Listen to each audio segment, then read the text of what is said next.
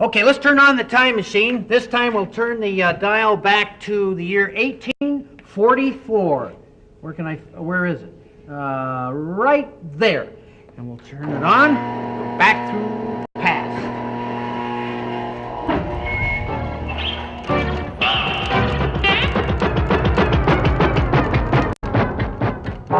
You're interrupting. Your name, sir? Samuel Morse.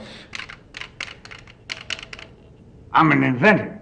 This is my latest. What's it called? Morse's electrifying wireless talking telegraph. That's a mouthful. Well, I may shorten it to telegraph for marketing purposes. Good idea. How does it work? Well, like this. You see, that's what I'm doing. I send a message.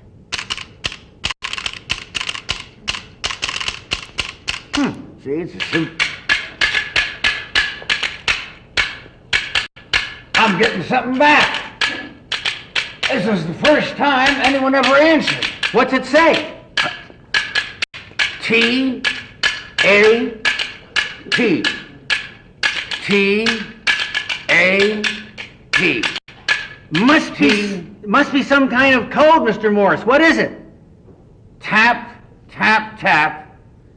Tap, tap. Wonder what that means. I don't know.